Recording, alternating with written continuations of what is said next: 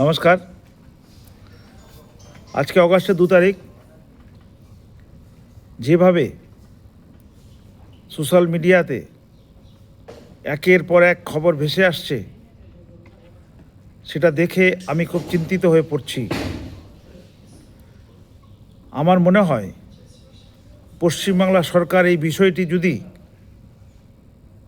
দ্রুততার সাথে নিষ্পত্তির দিকে না যায় তাহলে খুবই অসুবিধার পড়তে পারে, এটা আমরা আশঙ্কা করছি। বিষয়টা হচ্ছে অন্নপূর্ণা যোজনার যে টাকা সবার পাওয়ার কথা ছিল, অনেকে এ পর্যন্ত পায়নি। আগে অনলাইনে তার স্ট্যাটাস চেক করার জন্য একটা ব্যবস্থা ছিল, এখন সেটাও নেই। তার ফলে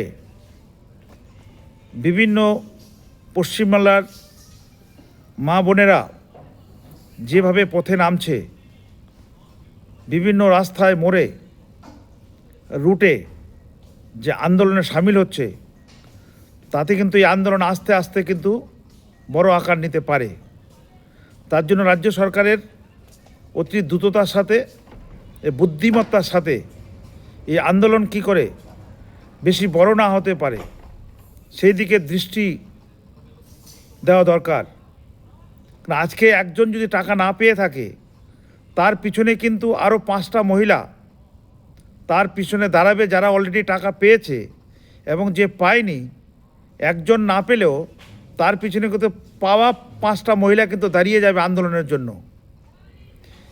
এই ক্ষেত্রটা যাতে আর না বাড়ে তার জন্য রাজ্য সরকারের অতি বুদ্ধিমত্তার সাথে ব্যবস্থা নিতে হবে। আর না হলে কিন্তু আস্তে আস্তে এই আন্দোলনের মাত্রাটা বেড়ে যাবে এবং সরকারকে নাস্তানাবুদ করতে ওরা পিছু হবে না।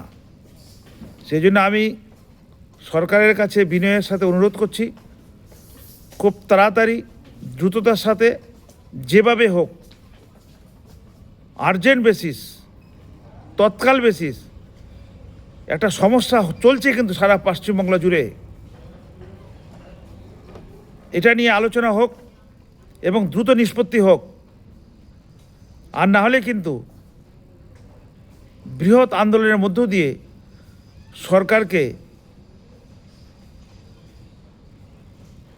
একটা অসুবিধা ফেলার জন্য একটা চক্র কিন্তু সামিল হবে।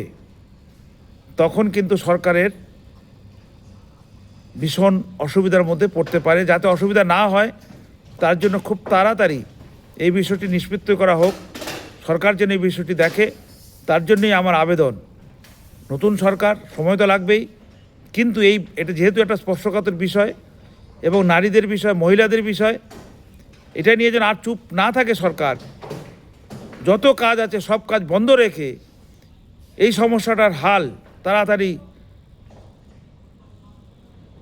দেখা হোক, এই আবেদন রেখে আমি আমার বক্তব্য এখানে শেষ করছি। ভালো থাকবেন,